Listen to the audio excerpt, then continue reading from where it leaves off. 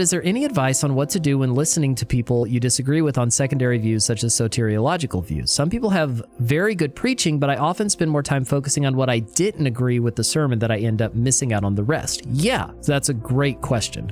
So take this example right here.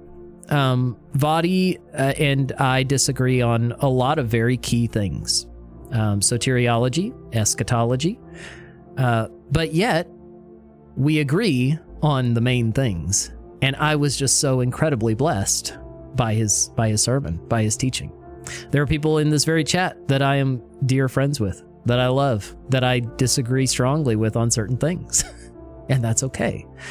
Fuzz and I, we've had lots of conversations about lots of different things, about John 6, about John 10, about Romans, about all these things. And yet I love him like a brother.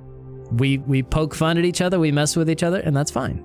It's easy to focus on the things that we disagree about, and to get hung up on those, but still, don't just write things off.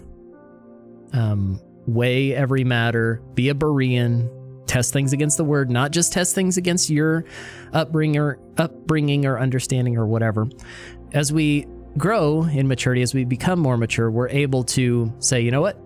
I don't agree exactly the same way, but I understand what you're saying. I can listen, not just listen to respond, but listen to understand, and do that genuinely and still completely respect the person, and agree on the main things. And that's where we like stand together. And then on the other things, as we have those conversations, we let iron sharpen iron, because I may not be right. That's another big thing, is realizing I may be wrong. And if I am, I pray that the Holy Spirit continues to open my eyes.